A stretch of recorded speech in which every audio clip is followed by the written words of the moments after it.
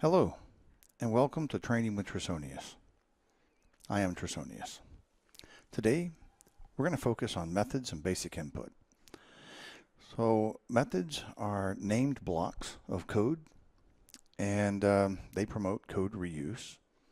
And basic input comes from basic input-output, and input allows us to gather data from users. So let's go ahead and get started. So what we're going to learn today is we're going to learn that C# is a type-safe language. We're going to learn about typecasting. And so typecasting is the ability to convert or cast one data type into another data type, so long as those different data type values are compatible. We're going to learn about the convert object, which is a helper object that allows us to do casting. And we're going to learn about methods. Methods are also sometimes called functions, and they're code blocks that we can give a name to that allows us to break down our code into modular segments, and it promotes code reuse, and there's a lot of other benefits that come with that as well. We're going to talk about the CONSOLECOLOR object, which is a type of object known as an enumeration, and then we'll talk about how to use the console object and the CONSOLECOLOR enumeration in conjunction with one another so that we can change the color or the foreground color of text within the console application. We will get more into detail about input and output, and then we will learn how to capture input from a console application using CONSOLE.READLINE. Okay, quite a bit we're going to learn today, so let's go ahead and jump right in. So as I said, C# is a type-safe language. So what does it mean to be type-safe? Well, the definition is that type-safe languages are languages that have code that access only memory locations it's authorized to access and only in well-defined, allowable ways. You know how we've talked about data types in the past, and how data types allow us to store data within memory. And then the data type itself defines the size of the memory block that will be required to store that data. So data is stored in memory, and this data is stored according to a well-defined type, just like we've learned previously. So when we attempt to access a memory location as a different type, it's not allowed, as this is not a safe or allowable operation. So in other words, if we declared a variable as a string and we stored a value in memory and it's textual value, but then we try to access that value and put it into another memory location that was defined to hold a numeric value, the data is not compatible with one another. And so that kind of a comparison is not going to be allowed, and therefore that kind of a data casting is not going to be allowed. Those are two different types of data elements, and you cannot implicitly put one into another. And so, you know, C# does allow for typecasting. So even though you can't implicitly put one into the other, there is a way that you can convert one into a different type of data temporarily in order to allow it to be cast so that it can be put into that other memory location. And so that'll bring us to our next topic, which is around typecasting and conversion. But type-safe languages prevent you from making mistakes. They ensure the integrity of the code and that you're not violating memory access and trying to allow one type to access another type that may not be able to understand what that is, or when there's no compatibility whatsoever associated between those two types. But again, we can override the inherent safety that C# gives us and do some conversions or typecasting to allow this in some cases. So typecasting. So type conversion happens when we assign the value of one data type to another. So that makes sense. It's exactly what we were talking about. So if the data types are compatible, then C# does automatic type conversion for us, known as implicit type conversion. If it's not comparable, the data is not, then they need to be converted explicitly, which is known as explicit type conversion.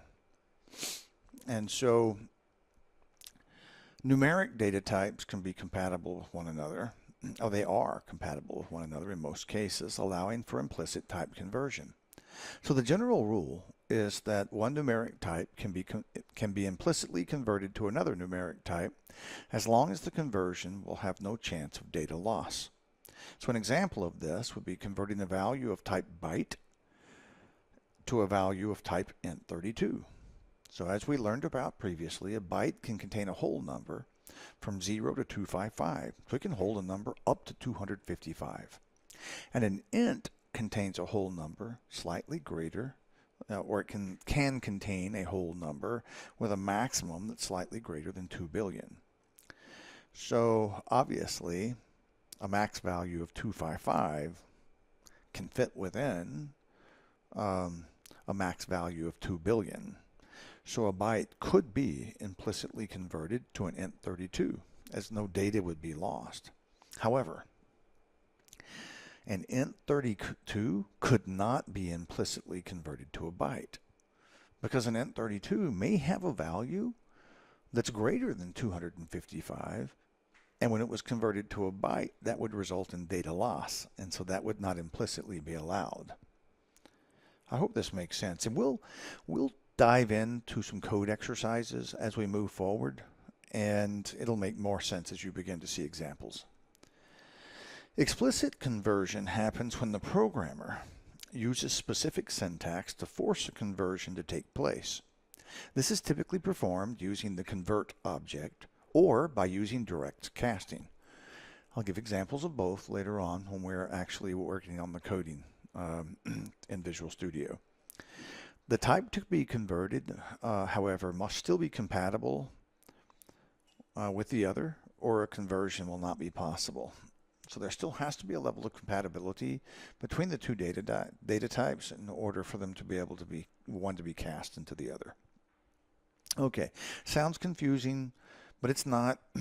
I'm just trying to be as complete as I can be on this topic, and even then, there's a tremendous amount that I'm not talking to you about because we're still in the early stages of this, and we'll build upon conversions and we'll build upon typecasting even more. Okay, so to continue forward, I talked about there being a helper object or a convert object. So the convert object provides different methods to convert one base data type to another base data type. So the base data types supported by the convert object are Boolean, char, which is a single character, assigned byte, an int16, an int32, an int64, an unsigned int16, an unsigned int32, and an unsigned int64, a single, a double, a decimal, date, time, and string. It also provides methods that support other conversions. So this convert object is a helper object, and its sole purpose in life is to help us cast or convert one data type to another. So the convert object provides methods that are used to convert every base type into every other base type. So it's extremely helpful. The convert object provides methods that are used to convert integer values to the non-decimal string representation and also convert the string representation to the non-decimal numbers or having non-decimal numbers to integer values. So finally, the convert object also provides methods that are used to convert any custom object to any base type. So you'll use the convert object quite a bit. As you advance in your programming career, you'll probably begin to rely more on direct casting or direct conversion rather than using the convert object. But the convert object is a safe way of doing things. It may be a little slower than direct casting, but right now we're not as worried about speed. We're more worried about learning how all this works, and so the convert object is your friend. Now, as I talked about, there still needs to be a level of compatibility between the two data types. So if you want to convert one value into a different data type, there needs to be some level of compatibility. An exception can occur if a narrowing conversion results in a loss of data. So for instance,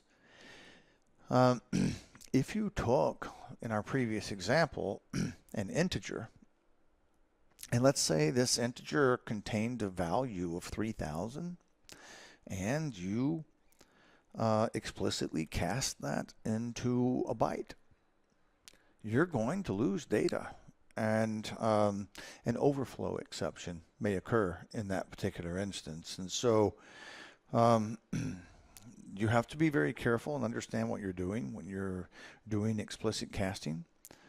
But as a general rule, just remember, the guideline is do not attempt to convert or cast one data type into another if you believe there's going to be a loss of data. Okay, moving forward. So we talked about methods, right? We talked about the convert object and the convert object having methods. Methods, sometimes called functions. A method is a block of code that contains a series of statements, programming statements. So a program causes the statements to be executed by calling the method by name and specifying any required method arguments. So in C#, every executed instruction is performed in the context of a method. The main method, and we've seen that in the previous programs that we wrote as part of lesson 4, the main method is the entry point for every C# application. And it's called by the Common Language Runtime, or CLR, when the program is started. Methods provide a mechanism for code blocks that can be assigned a name that represent functionality to be used within a program.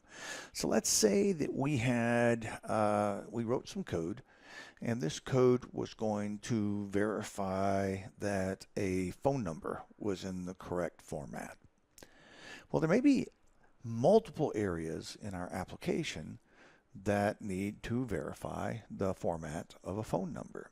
So rather than rewriting that code in every single place that we need to verify a phone number's format, we could put the phone number verification code or format verification code in its own block of code and give it a name such as verify phone number format. And then anytime that we wanted to verify a phone number, we would just call the verify phone number format method. And then it would execute the series of instructions that are in that particular method. And that way we only have to write the code once, but we can call it many times. And so it allows for reuse. There are several benefits that methods bring. One is reducing duplication of code, because in the example that we just talked about, we would have to rewrite the code in multiple places every single time that we wanted to verify a phone number format. By using the method, we can only have to write it once, so we reduce duplication. It also allows us to decompose complex problems into simpler pieces. So let's say you have a complex problem. You may want to break that down into 3 more consumable pieces, and you could make each one of those pieces a method. and then just call those 3 methods successively, or have one method that calls the other 2. We'll get into this a little bit in more detail as we start writing code in just a bit. Methods also allow us to improve the clarity of the code, because otherwise we have all of our code together in one large block. And so trying to understand what that code is doing can be a little bit tricky once our program reaches a certain size. By breaking our code out into modular blocks in the form of methods, it allows us to give that method a name. And it's typically a good idea to name a method based on the action or verb or function that you want that particular method to perform. And so therefore the very name of the method gives some clues to what the code in that method is trying to do. But it also allows you to separate that code into smaller pieces and get out of the situation where you have all of your code in one giant block.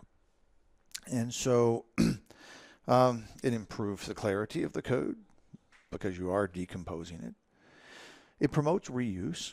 We talked about that already, where you can, call the verify phone number format method multiple times and reuse that same method instead of having to rewrite it all over the place. It also enables information hiding, which we'll get to that concept a little bit more later in the course as a whole. Now, it's important to note that we are establishing basic building blocks. There's a lot to methods that I'm not covering here. I'm not talking about scope. I'm not talking about access or access modifiers. Let's first just learn what the methods are. We'll build upon that concept, and then in future videos, we'll dive into some additional information and expand upon the newfound knowledge that we're forming right now. Okay, so let's give an example of a method. So here we are on the screen. I'm going to use my mouse pointer here, and hopefully you can see that. Here we have created a method called display hello world. Now, our method is static because we are using it with another static method. I'm not going to describe what static means at this point in time. Just suffice it to say that because void main is static, it needs to work with other methods that are static. There are ways around this, and we'll get to those in later videos. But simply right now, let's just go for the fact that because void main is static, any method that it needs to interact with also needs to be static. So we created a method called static void display hello world. Now you understand that the name display hello world is a name that we made up, but it's representative of what we want it to do. This particular method that we've created is going to write to the console the words hello world. So therefore it's going to display the words hello world. So therefore this particular name, now we could have used any name we wanted to. We could have called it hello world, just simply hello world. We could have called it write hello world. We could have called it print hello world. We could have simply called it print message. But I chose to call it display hello world. And so this is the method name.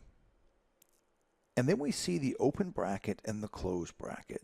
So this denotes a block of code. So anything that exists between these brackets is the code that belongs to display hello world. So anytime that we simply call or type in display hello world, it's going to jump here. It being the computer program is going to jump here, execute this code, and then return back to the line of code after the call. So we've got this method we've written. We know that the program starts with void main. So let's walk through this for a moment. As soon as the program starts, you see a call to display hello world. Now you notice that there are parentheses.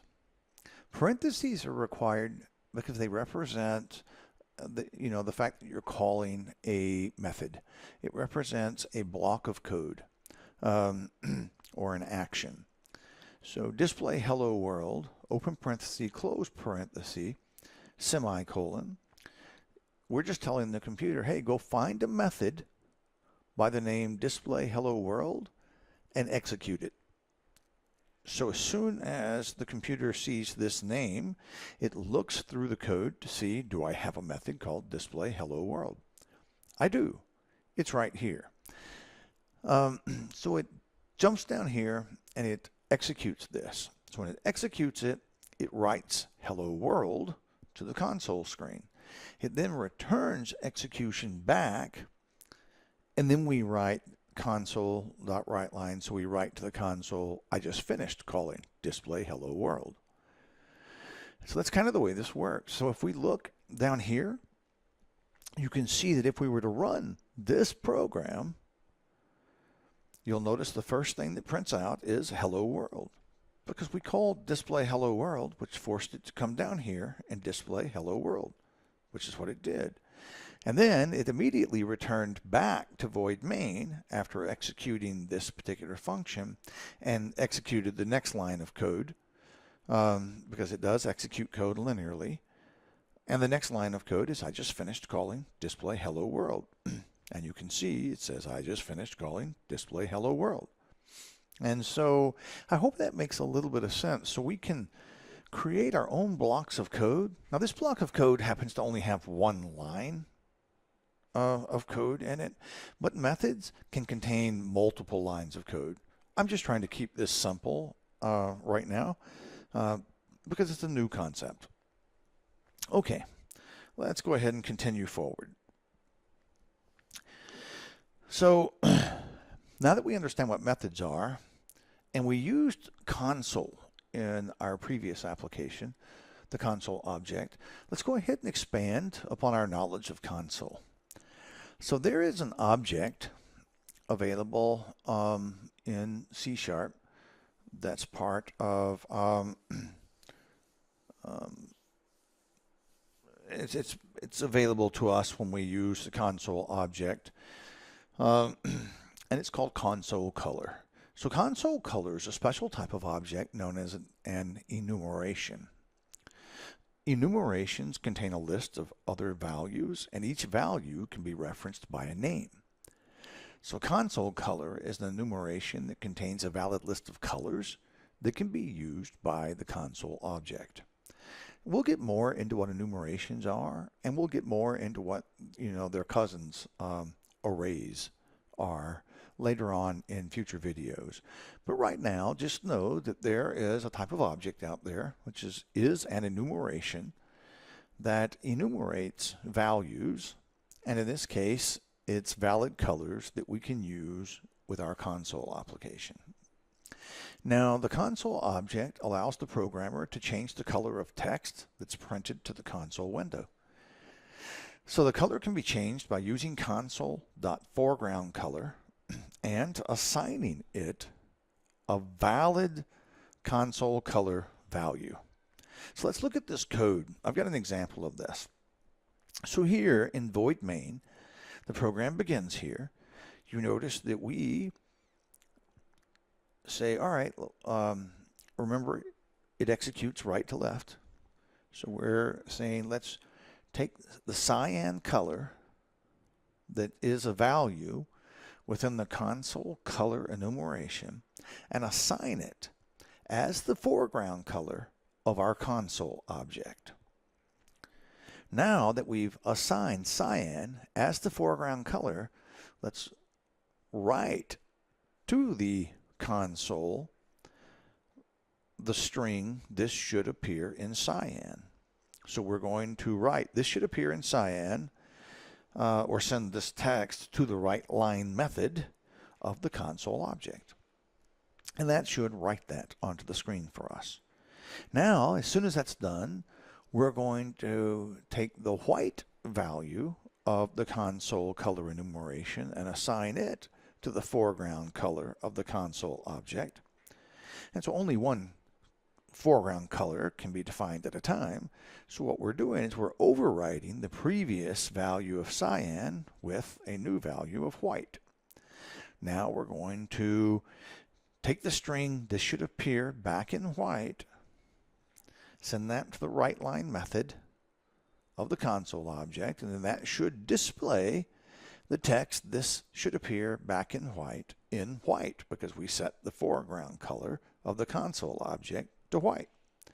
And then we're going to just simply call the WriteLine method without passing anything into it of the console object, and this will cause a blank line to appear. So if we were to execute this, you can see the results of that execution down in the bottom right-hand corner of your screen. Now you'll notice that this should appear in cyan, absolutely does appear in cyan. And then, just as we wrote our code, we're going to set the color back to white, and then we're going to write the words, "This should appear in white," onto the console, and that's exactly what we did. And sure enough, it appears in white. And then we have a blank line caused by console.WriteLine being blank. And then because we executed this, in debug mode, this is why it'll automatically come up and ask us to press any key to continue. And then as soon as we were to press a key, it would exit the application. Okay, let's continue forward. So input and output. We've already learned a lot about output. So in computing, input and output, or which it's often reduced to just simply I/O, is the communication between an information processing system, such as a computer program, and the outside world, possibly a human or another information processing system or device. Inputs are the signals or data received by the system, and outputs are the signals or data sent from the system. So when our computer program sends something to the screen, that's output. When our computer program receives something from the keyboard or from the network, that's input. So computer programs oftentimes will require that a user provide information such as a username or password. So any information provided to the programmer, any information provided to the program by an external source is input. Computer programs are oftentimes will send data to the screen or send data to an external device such as a printer. When a program sends data to a recipient, this is known as output. And we've already kind of know about that, and we'll get into that here. So, like the console object, right? We were using the console object in the last lesson. The console object enables output through a series of methods. One of those methods is the WriteLine method, and this can be used by typing console.WriteLine. We happen to know that if you were to type in console.WriteLine and you were using a console application, that's going to cause a blank line to be written to the console object. Now the console object also enables input by gathering data sent from an external device, normally the keyboard. So the console object enables input through a series of methods. One of those methods is the readLine method, and this can be used by declaring a variable and then assigning a value that is returned from the console.readline method. Sounds confusing, but it's not. Let's look at a simple code example that I put here at the bottom of the screen. So we declare a variable of type string, and you can see that I've named this variable name. The very next line, we take name and we make it equal to console.readline. So what readline does is it's a method that allows the end user to type on the keyboard. You know, whoever's using the program, they can type on the keyboard.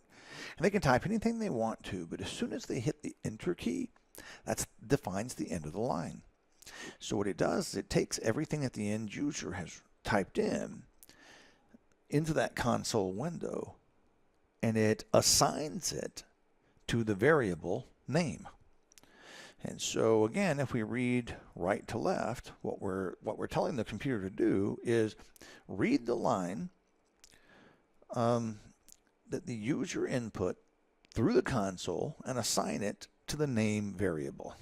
So there we go. Not hard at all, and we'll be using this in our code example today.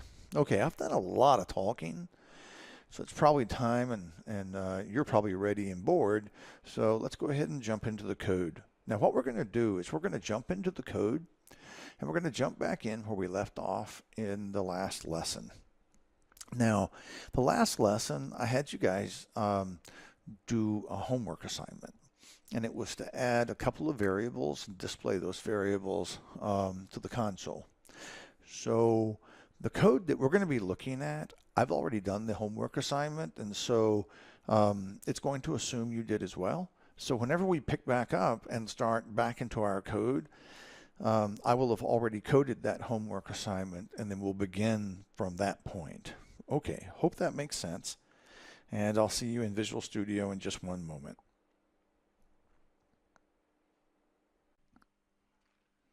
Okay, so let's go ahead and open up Visual Studio, and we'll see our Console Lesson 4 solution that we created last time. Let's go ahead and open that.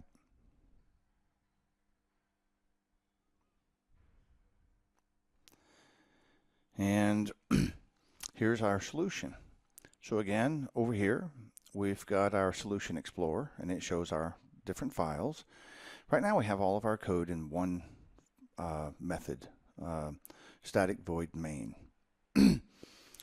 Part of this lesson will be to modularize our code. But before we get started, let's go ahead and jump in here.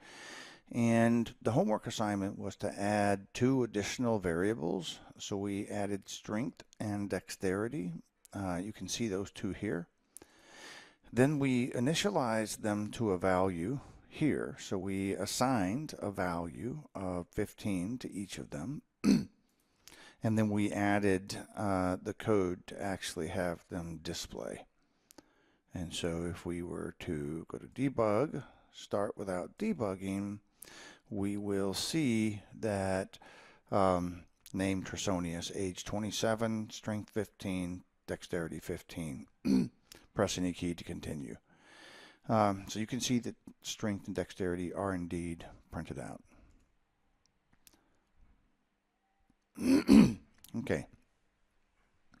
Okay, so let's go ahead and begin to apply what we've learned in this lesson.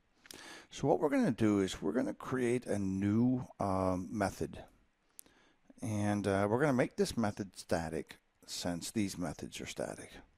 You know what, actually before we do that, one of the things we want to do is these variables are inside of this particular method. That means that only this method can see these variables. Now this is due to something called scope, and we're going to have almost an entire lesson over scope and variable declaration and passing arguments into methods. But for now, let's go ahead and move these. So let's hit Control C and then go ahead and delete those. And let's move them outside of this method, but inside of the class. So we want to make sure that it's inside of these brackets for the class. And by doing so, these variables are now available to the entire class. And so every method can see it. And so these are known as global variables. Ordinarily, you want to try to minimize the use of global variables, but for the purposes of learning, until we discuss scope, this is a perfectly good way of doing it. Now, we want to make each of these variables static, So let's just write the word or type the word static in front of it. As soon as we make it static, you'll notice that suddenly this variable, this method is able to recognize it. The reason that these need to be static is because this method is static, and we'll discuss that more in detail in a later class. But for now, let's make each of our variables that we declare static. Okay, so, and now we can assign values to these because now static void main can see that these are indeed memory locations and variables that are available for it to use. Okay, so let's come down here below static void main and let's create another static method. We're going to call this, let's name this static void. Void just means that this particular method does not return any data.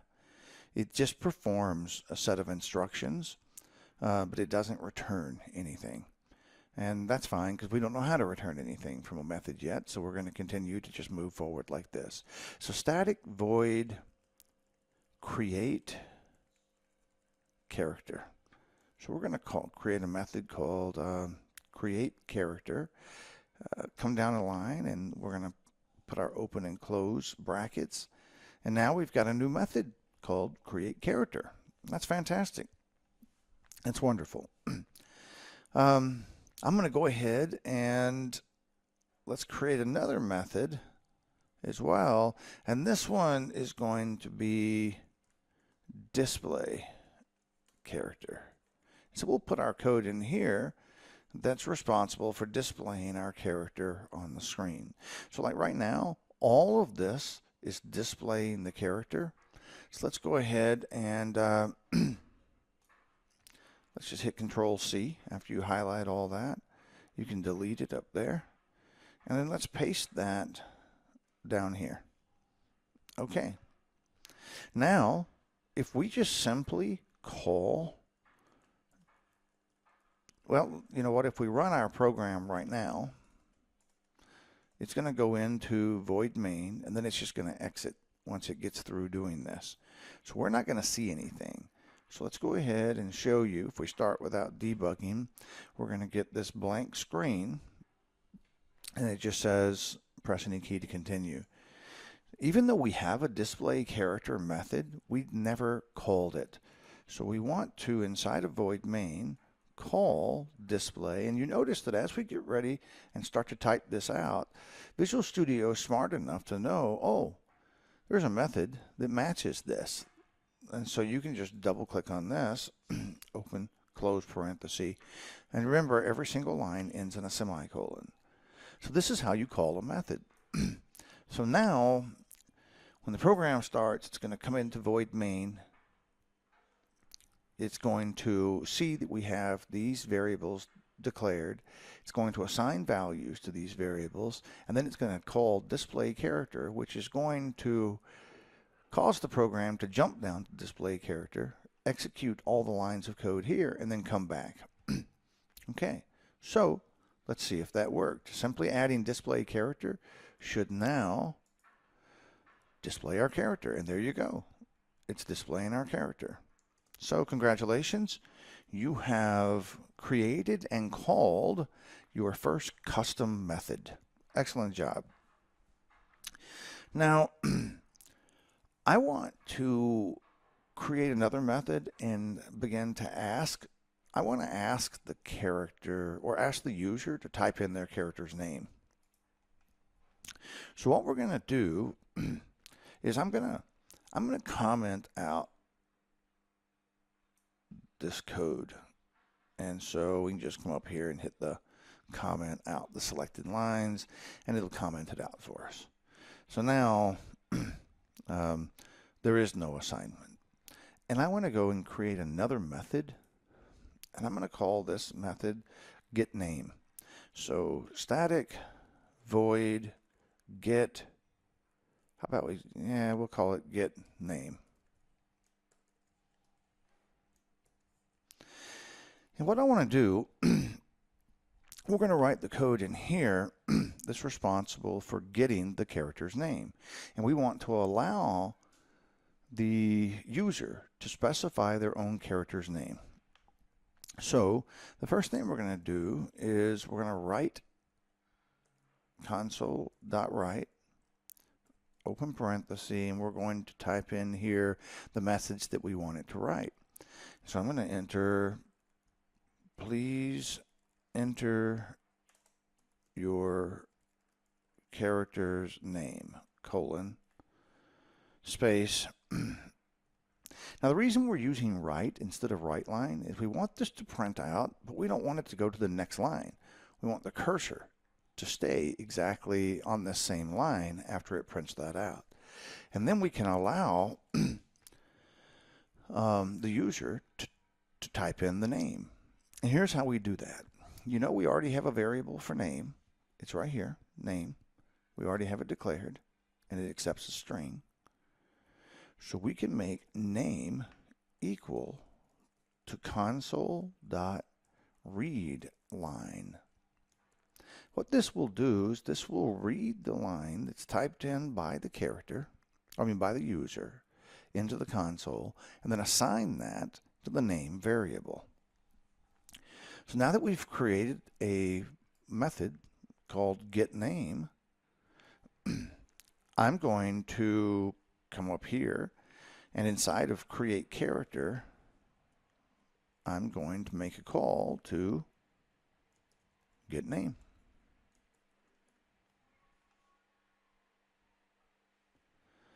Okay, so now this is calling getName. Now, above display character, I'm going to call create character. So before we can display the character, we need to display the character. So now, void main calls create character.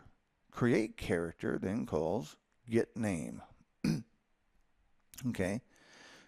And then after we get the name, it'll display the character. So before we test this out though, let's go and create another method. Static void, and we're going to just call this assign stats.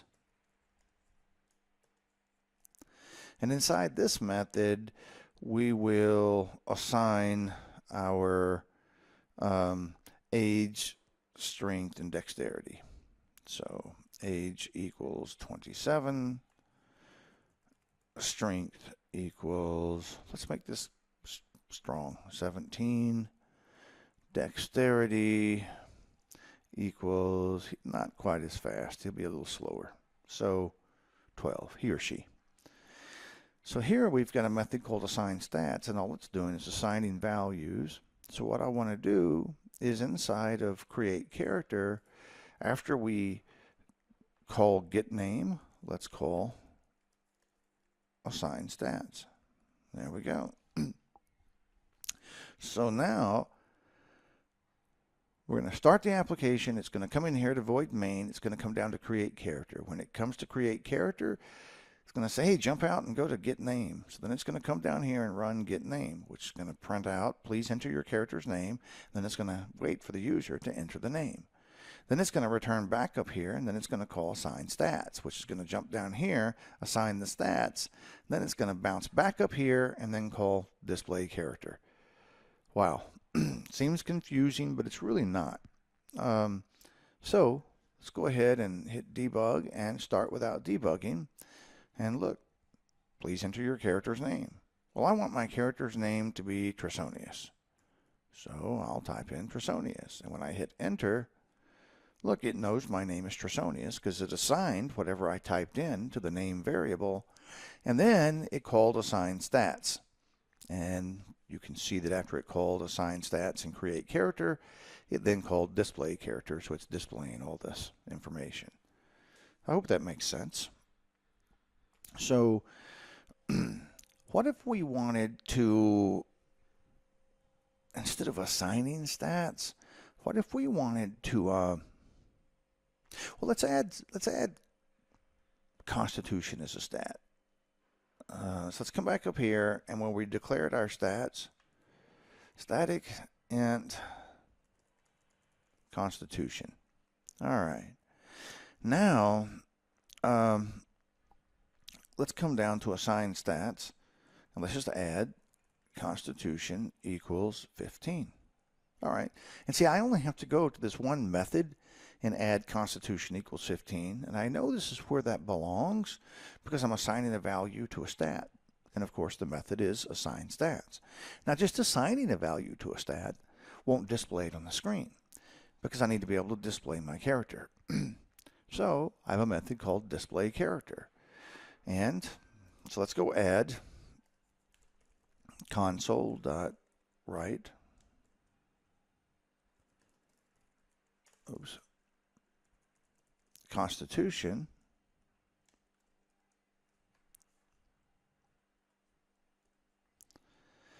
and console.WriteLine, and we'll put, have it print out the value of Constitution. Okay, so now display character is going to display that. Now we'll notice the Constitution, well, you'll see. So let's go ahead and save this. That's all we have to do because we're already calling display character. We're already calling assign stats right here. So we should be able to simply run this now and it will show up. So enter your character's name. I'll be Wally this time. There we go. So our name is Wally. Age 27, strength 17, dexterity 12, and constitution is 15. But you see how constitution is longer? These colons aren't lined up. So I'm going to go make those colons line up real quick. So let's just come here and get those to line up. And that'll just make it aesthetically more pleasing. Now, if we debug and start without debugging, and I'm Wally again, now those line up as you can see. All right, so see, simple, nothing to it. And you're creating your own methods. These are blocks of code, and they have a purpose. So how about we create one more method for profession? Let's say we want to add profession. So I'm going to add a string, and I'm just putting it up here so I keep the strings together. But I'm going to call this profession. And let's go and create a new method called static void get profession. And we'll type in here console.write, open parenthesis, please enter your, I can't type, your character's profession. Okay. And then we'll type in profession equals whatever they type into the console. Okay, so there we go. And all we have to do is right below get name. Now let's call get profession. Let's save this and go to, all right, please enter your character's name. Trusonius, profession, warrior. Oh, but we're not displaying the profession. So we forgot to do that. We could also clean this up a little bit. So after it asks a question, I want it to clear the screen. So what I'm going to do is go create another method, static void clear console is what I'll call it.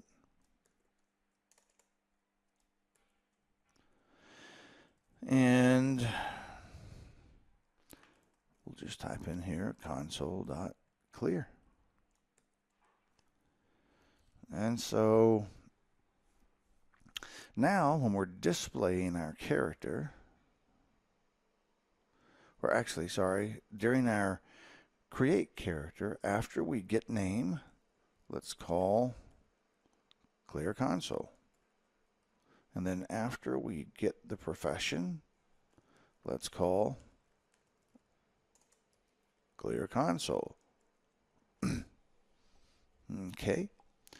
And so now if we run this, oh, you know what? We also wanted to add profession to display character. So let's do that as well. Console.write profession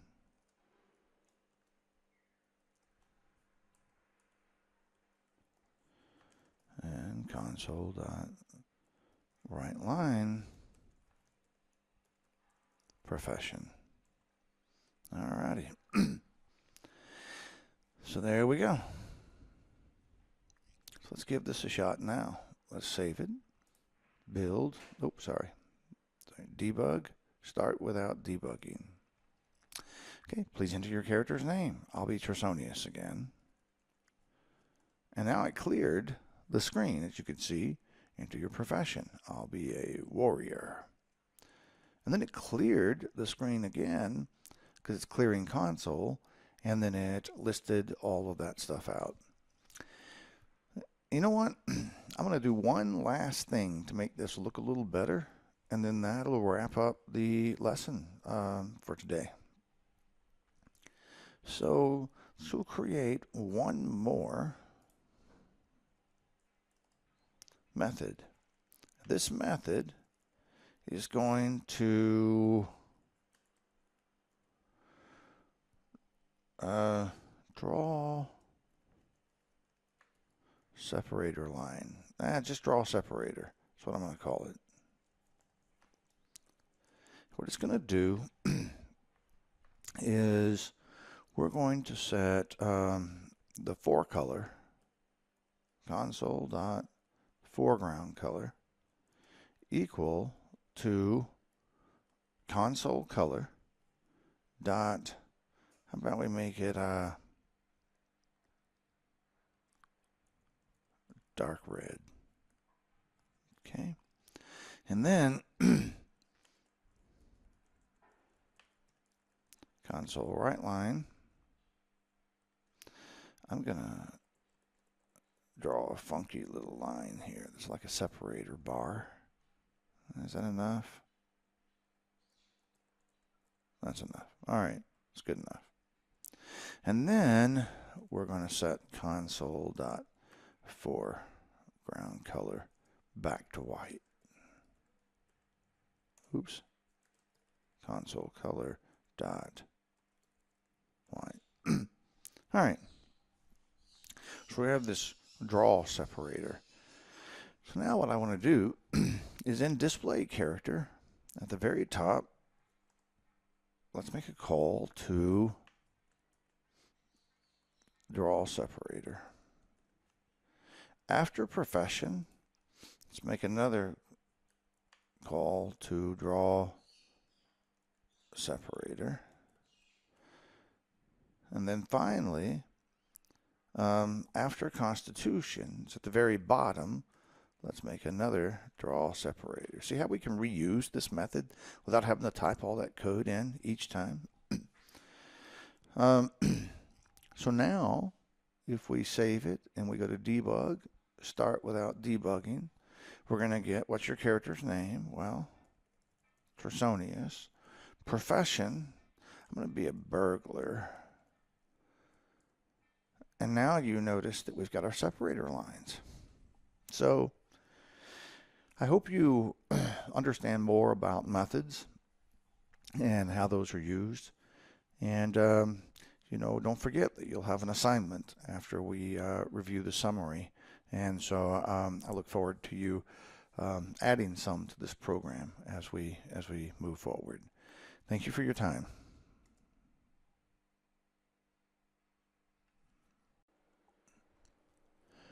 So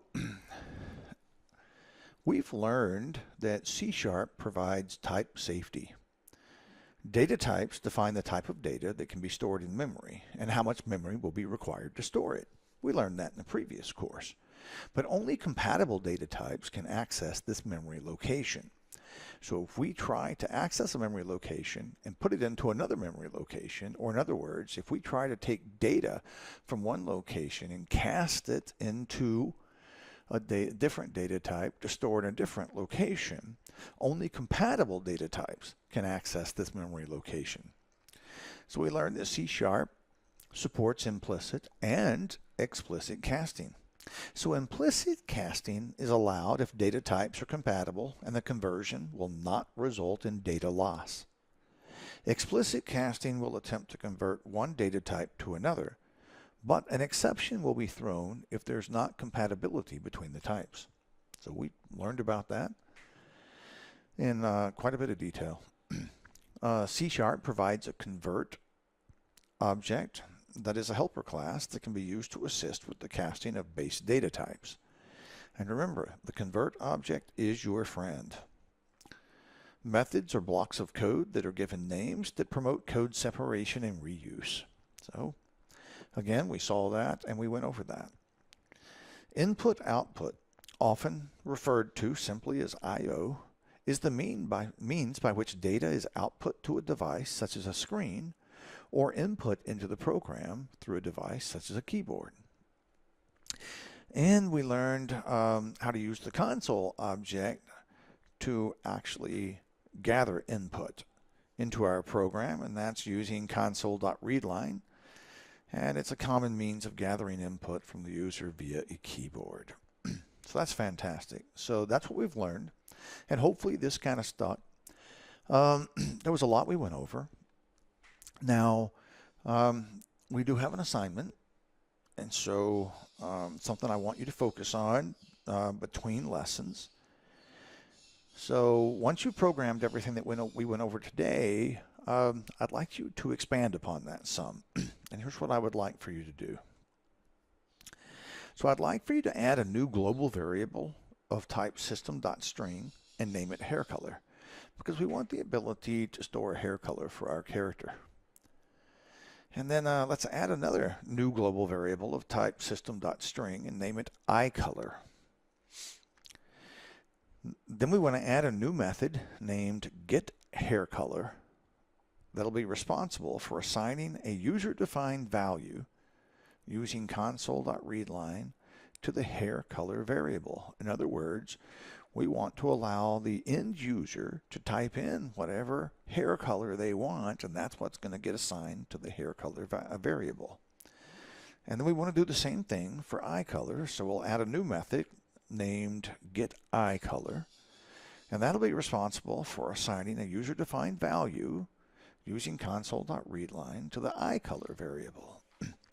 Now, once you've written the code and you've created these two new methods, make sure, because this is going to populate the hair color and eye color, make sure that in the function that we created, the method that we created called createCharacter, that you add a call to get hair color and get eye color, or else they'll never get called.